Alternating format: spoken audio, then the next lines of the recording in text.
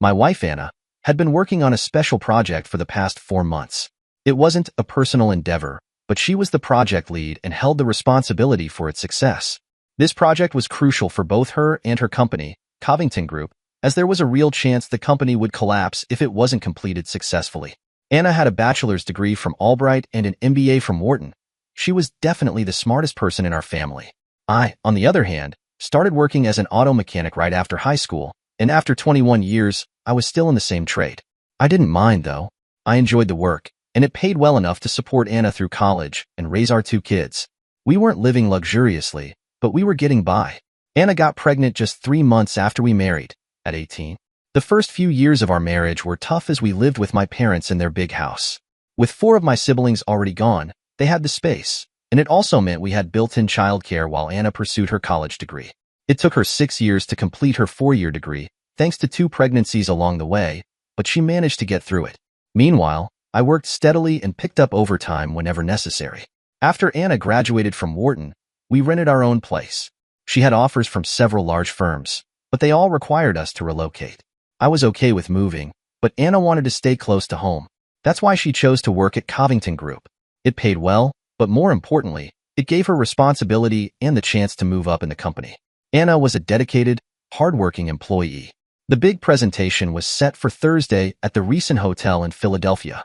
I took a few days off from my job to help her however I could. In the end, all I really did was prepare some meals for her when she came home. I didn't understand much about her job, and honestly, I didn't feel the need to know. High-level corporate business had never really interested me. Businessmen from Europe, Asia, and South America frequently visited, and the company covered their airfare and provided rooms at the expensive Recent Hotel. From what Anna had mentioned, the company seemed to be overestimating its finances, which made the extravagant spending even more concerning. Her presentation was crucial, not only for her and the company but also for the more than 200 employees who depended on its success. Until Tuesday evening, everything seemed to be going smoothly. Anna came home in a new gray suit with a white blouse. She laid out everything she needed on the bed in the guest room. When it came to housekeeping, she was pretty laid back, but when it came to work, she was incredibly meticulous. I didn't understand why she needed to lay out her fancy underwear, but I kept quiet. In addition to her suit for the presentation, she also had a few cocktail dresses for the social events surrounding the conference. I had always avoided such events, but I felt obligated to attend with her if she wanted me there. She thanked me for the offer, but said it wasn't necessary.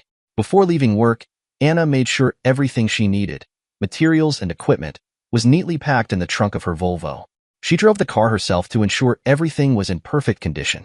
She had all of Wednesday to prepare and socialize with her guests in the evening. Anna was so skilled at what she did that I felt like it might be better if I just stayed out of her way. By Wednesday night, Anna had double-checked everything and was ready to unwind. All she needed now was a hot shower and a good night's sleep. That's when I made my mistake. While she was showering, I started going through her things on the bed, thinking I might help out. But instead, I ended up causing trouble. As I shifted things around, a small white envelope fell out of her makeup bag. It was from a drugstore, but not the usual one we used.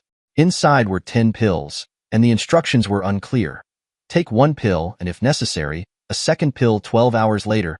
I had no idea what the medication was, and I thought it might be something to help with anxiety or nerves, but the instructions didn't make sense. The prescription was in her name. I put the envelope back where I found it as Anna finished her shower. I decided I wanted to know more about the medication before confronting her. Of course, mentioning it would mean admitting I had gone through her things, and I hated dilemmas like that. After Anna had gotten ready for bed, I went to the computer and typed in PR. 10 minutes later, I joined her under the covers, but I lay awake all night, wondering why she had picked up a prescription for the morning after pill, especially after I had a vasectomy 10 years ago. The next morning, I woke up early, but I wasn't rested. I took a long walk, hoping it would help clear my head. Reluctantly, I headed home, dreading what might happen when I got there. Our son, Josh, had joined the Navy after high school and was in his freshman year in San Diego. Our daughter, Elaine, married her childhood sweetheart last year and had just moved to Dallas. That left just Anna and me. I missed the kids, but I looked forward to growing old with Anna. She was the only woman I'd ever been interested in, and now it seemed everything was falling apart. If Anna was having an affair, she was hiding it well. Of course, I never checked up on her, never looked at her emails or cell phone calls. I had no reason to. I trusted her completely. I had no idea what she was doing at work or after work, but I trusted her. When I got home, Anna was in the kitchen. Where the hell have you been? Want some eggs or something? No, just coffee. Not feeling very talkative. What's wrong, honey? She asked. It's only for 3 days. You can come if you want, but you'll be bored to death. I really don't want to go, but I hate leaving you alone. I worry when you're not here. That's sweet, darling, but it'll be fine. I'm not leaving the hotel most of the time. I'll spend most of today making sure the conference room is ready, and tonight I'll be meeting with potential clients. Tomorrow, I probably won't even have time to pee. I'll be home as early as possible on Friday. I promise you a great weekend if you know what I mean. That all sounds good, but you can't blame me for worrying. I'm just an auto mechanic, and I have this beautiful, successful wife. Sometimes it feels like you're more focused on advancing your career than your family. Stop it, she snapped. I've always respected what you do for a living. You raised 2 great kids and put me through college. You're a great husband, a great father, and a good provider. Don't ever forget that. I finished my coffee as she cleared the table. Do you want me to call you? No, that's not a good idea. I'll have my cell phone off, and we'll turn off the room phone for the night so I can get some sleep. I'll call you every chance I get. I helped her load the car, and she was as meticulous about it as she was with everything else. It would take her about 3 hours to get to the recent hotel. I stood on the porch and watched her leave, but I didn't ask her about the pills. The rest of the morning, I stayed on the porch, feeling more worried than I ever had before. I felt small, insignificant, and out of my league. I was just a small-town guy with a mediocre job, and she was this successful, powerful woman. It felt like a mismatch, and I couldn't help but wonder if I should have noticed it earlier. I felt foolish. The best suit I owned was a blue blazer and a pair of pants. At least I had a few ties, even though they were at least a decade out of date. I had just finished getting dressed when the landline rang. Hey, sweetie, I just wanted to let you know I got here okay. The drive was fine. Traffic wasn't too heavy. I'll call you tonight. I'm in room 714. If you need to reach me, you can call me on my cell, or I'll be at my parents' or my brother's tonight. Okay, love you, I replied, hearing the click of the phone. I took my time heading to Philly, not going straight to the recent hotel. I stopped first to grab a steak and cheese, knowing it would be a long night. I wasn't sure what I was going to do. I parked in the hotel garage and just sat there for a while, unsure of when I should go inside. Eventually, my cell phone rang, and it made the decision for me. Henry, everything's settled. I'm going downstairs to meet some people and have dinner. You didn't forget anything, did you? No, everything's fine. I've got everything in my room for tomorrow. Do you need anything? No, Henry, relax. I'm turning my phone off now. I'll call you tomorrow morning. All right, Chuckles, have fun. It's not fun, Henry, it's work, she said, and the line went silent. I didn't look too out of place in the hotel lobby. The restaurant and conference rooms were packed, so I could remain unnoticed. I picked up a little brochure showing the layout of the hotel rooms and wandered around, stopping to look at the crowd. I had no idea what I'd do if Anna saw me. I'd find out when the time came. I found an event board listing all the rooms being used by the various groups. Covington Group didn't have any rooms reserved for Wednesday night, which struck me as odd. Anna had said she wouldn't leave the hotel, but now I wasn't so sure. There were 3 dining rooms: family, casual, and fine dining. Anna wasn't one for dining with kids, so I went to the casual room first. It only took 5 minutes to confirm she wasn't there. I had better luck in the gourmet lounge. It was a cozy booth tucked in the corner, perfect for private meetings. Anna was wearing a black cocktail dress with a plunging neckline and pearls. She looked elegant, and her companions seemed to appreciate it. I recognized a few of the people Anna worked with, but this man wasn't one of them. He looked familiar, but I couldn't place him. The lounge wasn't crowded, and there were plenty of empty seats, so I had no trouble crossing the room. The candles on the tables were small, glass holders, and I blew out mine, telling the waiter it was bothering my glaucoma. I ordered my usual chicken dish and settled in. The waiter poured my coffee for the 3rd time. Excuse me, I said. The guy at the table across from me looks really familiar. Do you know who he is? Oh sure, that's Lewis Grant. He's a member of the town meeting and is expected to run for Congress in the next few years. Is that his wife with him? She's very pretty. No, this is the first time I've seen her. He always uses that table for special ladies, if you know what I mean.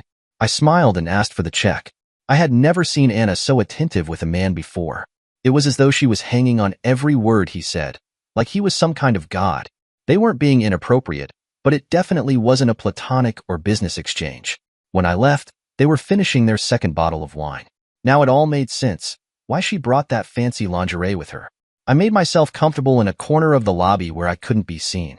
10 minutes later, they walked out of the restaurant, Anna holding his hand as they made their way across the lobby to the elevator. I watched the elevator's floor indicators carefully. When it stopped on the third floor, I felt a flicker of relief. It meant she hadn't taken him to her room. But when it didn't go to the seventh floor, my stomach sank. It meant she had gone to his room. Just in case I was wrong, I stayed in the lobby and watched the elevator for an hour. People came and went, but Anna wasn't one of them. I retrieved my empty suitcase from the car and headed to the front desk. Even though I could prove I was her husband, it was surprisingly difficult to get a keycard. After a phone call to the room with no answer, they relented. Finally, I was on my way to room 714 with the keycard. I didn't turn on the lights when I entered. Instead, I sat in the dark room for over an hour, making sure she wouldn't return just yet. I packed all her clothes and personal belongings, leaving nothing behind. I checked the package of Previn. There were still 10 pills left. On the dresser, everything was neatly arranged for her presentation the next day. I began filling the suitcase with the 24 specially bound promotional folders and 20 regular folders.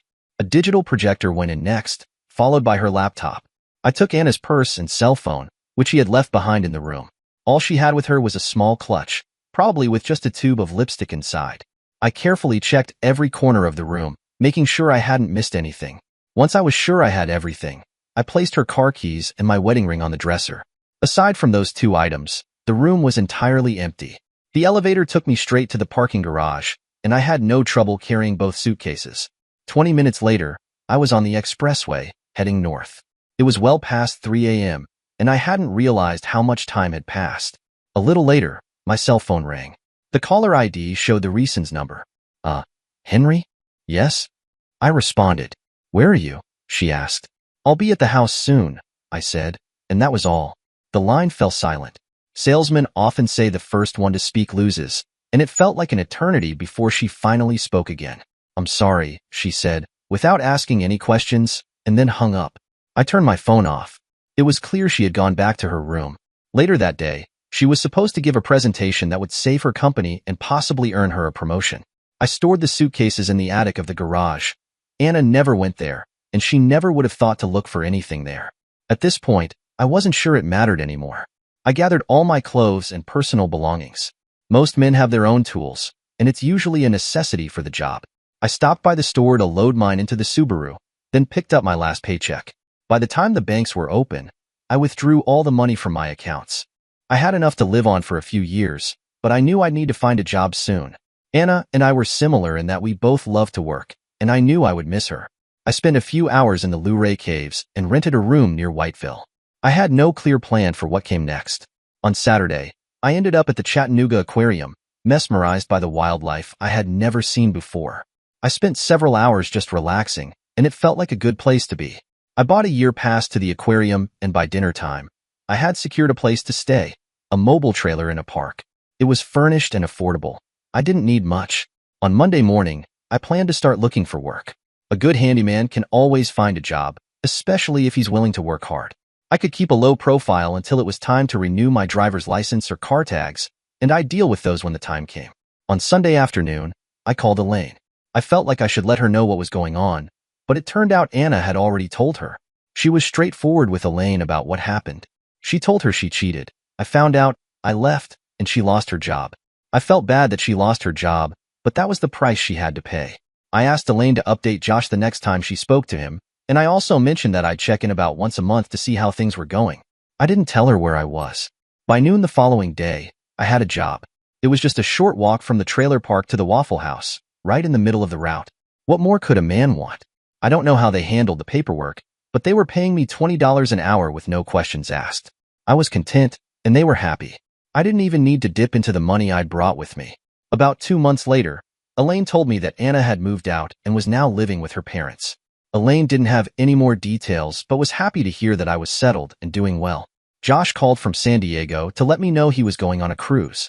He worked as an avionics technician on an aircraft carrier. He tried explaining his job, but it went over my head. I never really understood much about technical stuff. Both Josh and Elaine were careful not to say anything negative about their mother, and I appreciated that.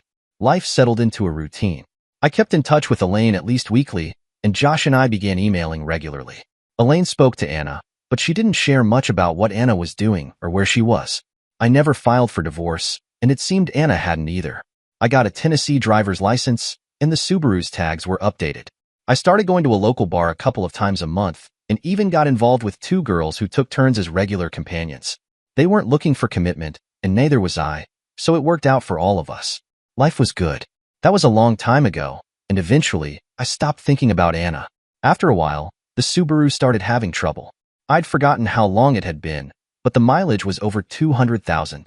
One day, as I was sipping a mug of beer, I realized it had been almost 5 years since I left. I'd kept in close touch with both children. By this time, Elaine had 2 kids of her own and wanted me to visit. Josh almost married a woman once, but at the last minute, he called it off. I worked 6 days a week, using Sundays to recover from Saturday nights. There was no good reason for someone to be knocking on my trailer door at 6 a.m. on a Friday. Their rudeness was met with the sight of a half-naked man opening the door in his boxer shorts, which, judging by the look on her face, was just as unpleasant for the woman at the door. She looked away, but her companion didn't seem as bothered. "Norm, I would have worn pants, but guests like this annoy me," I muttered. "We're looking for Henry Clay," they said. I didn't recognize them. "I don't know you. My name's Andrew Walker, and this is my wife, Tessa. We have a problem, and we're hoping you can help us. I'm sorry, but I don't work by moonlight. If you need something done on your car, you'll have to go to the shop." That earned me a few blank stares before the response came. "It's not about your job, it's more of a personal issue. Can we come in?" The inside of the trailer was a mess. I rarely had guests, so I rarely cleaned. Even my girlfriends preferred their place. "Be my guest, let me put on my pants," I said. As I entered the bedroom, I left the door open to show I was a gracious host, then threw on a shirt. "Would you like some coffee? It'll only take about 10 minutes. I moved some things off the couch for them to sit on. There was no answer to the coffee question. "We have an adopted daughter, 4 years old, and she needs a bone marrow transplant. We're hoping you can help us. We're willing to pay you if needed." "Buy my bone marrow?" I asked, acting like a wise ass, but then I realized they were serious. These people had a real problem. "I'm sorry. I didn't mean to interrupt.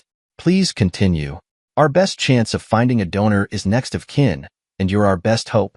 I didn't mean to sound dismissive, but I couldn't help it. "I think you've got the wrong guy. When was your daughter born?" "She'll be 5 years old in July," Tessa Walker answered, speaking for the first time. Her voice was sincere. "I hate to be the bearer of bad news, but I had a vasectomy 15 years ago. There's no way I could be her father.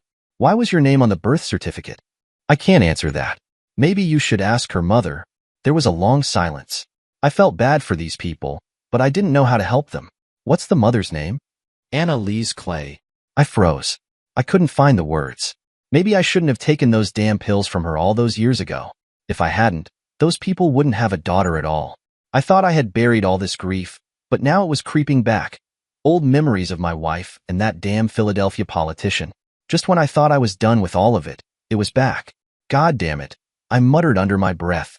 "I understand now, and I apologize for my rudeness and insensitivity. I'll do everything I can to help you. First, why can't Anna be a donor?" "Medically, she can't. She's too sick." "Too sick? What's wrong with her?" "She's dying of liver failure. The doctors won't even consider her for a transplant.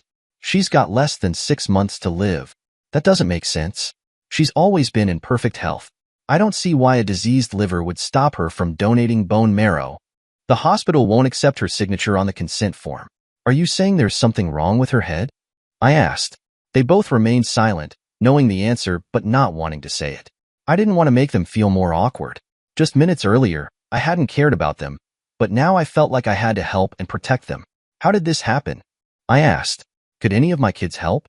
"Maybe, but we thought you were our best hope. Why don't you try going after your real father?" "We thought it was you. We have no idea who else it could be." Anna never mentioned another possible father. In fact, she was in no condition to explain anything, Tessa added. "We got most of our information from the adoption agency." I needed to get the coffee going and take a leak. "Excuse me for a moment," I said as I left them sitting there while I brewed the coffee. It only took a few minutes, and I quickly relieved myself, trying to be discreet. I had already embarrassed Tessa enough. "Where do you live?" I asked. "Westchester, Pennsylvania. I'll make you a deal. If I tell you who your daughter's real father is, You have to promise me you'll pursue him relentlessly until you get what you need. What are you talking about? Your daughter's father is a prominent politician in Pennsylvania. He will deny everything and probably use legal documents to stop your efforts. But if you push hard enough to get him to admit the child is his, you might be able to shame him into helping. He could get her the bone marrow transplant, right? Yeah, sure, but how do we do that? I don't know. I'm just a mechanic. I work with metal. But I think the best way is to use television, radio, and newspapers. Politicians will do anything to avoid bad press. Do you have any friends who could help? Both of them were smiling now, as if my suggestion gave them hope. I think we can do this. Who is he? I asked. Louis Grant. He's running for U.S. Senate. I bet he'll do anything to avoid bad publicity. The coffee was ready, but Andrew and Tessa couldn't wait to leave. Before they went, I gave them the contact details for Elaine and Josh, in case they needed their help. I also asked them where Anna was. I figured I'd be in Pensacola before they even got back to Westchester. I got a haircut and bought a new shirt. Anna may have ruined my life, but I still wanted to look good when I saw her. I found her trailer, which was a newer, nicer double-wide. Her Volvo sat outside with a flat tire and a broken windshield. The woman who answered the door wasn't Anna. She looked like she'd been through something rough, drenched, with no makeup, and maybe in her mid-40s or early 50s. She looked worn out. Before I could say anything, I heard a voice. Well, I never expected to see you here. It was Henry Clay. You're putting me at a disadvantage, I said. Diana Brown, she said, gesturing me inside. Come on in. Honey, can I get you a beer? No, thank you. I'm here to see Anna. Diana walked across the room, stopping at the buffet in the dining area. Here she is, Henry, she said, her hand pointing to a brass urn in the middle of the empty buffet. I didn't move. I just stood there, staring at the urn, realizing I was too late. Can I have a beer now? I asked. Anna had moved to Pensacola after giving up her baby for adoption. She bought the trailer with the money she received from Covington Group after being laid off. She had a profit-sharing 401k and vacation and sick leave benefits. Eventually, she took a job at a local garment factory in the shipping department, where she met Diana. Diana rented a room from Anna, and over time, Anna's drinking took over her life. She started with wine and gradually switched to stronger, cheaper alcohol. Eventually, she lost her job due to her addiction and began draining her savings. She never dated or went out. Diana stayed with Anna, covering her utilities and buying food that Anna wouldn't eat. It took over 3 years for Anna to drink herself to death. Amazingly, she left a will, leaving me the trailer and her Volvo. Diana explained that Anna had been devastated by what she had done. She never tried to prevent or terminate the pregnancy, and the adoption had been arranged months before the baby was born. Afterward, she stopped working, except for occasional odd jobs that she did poorly. According to Diana, Anna seemed to lose all ambition and purpose in life. She spoke about me often but was too afraid to contact me. Elaine had given her my number, but she never called. It was as if that one-night affair had hurt her more than it had hurt me. I stayed for 2 weeks, then sold Diana's trailer for $1 and got $3,000 for the Volvo. 2 days later, I was in Westchester, visiting my new friends, Andrew and Nadine. Louis Grant initially resisted, but Andrew and Nadine applied pressure until he gave in. He insisted on DNA tests, which confirmed he was the father. To save face, he was essentially forced into agreeing to a bone marrow transplant, which turned out to be successful. However, his political career and family life took a hit. His polls plummeted so quickly that his party replaced him with another candidate just months before the election. His wife filed for divorce and made it public. Now, Anna and I are traveling to Dallas to see Elaine and my grandchildren. I'm not sure how long I'll keep Anna with me, probably until I find someone else. Dear listeners, please share your thoughts in the comments section below and don't forget to like, share, and subscribe.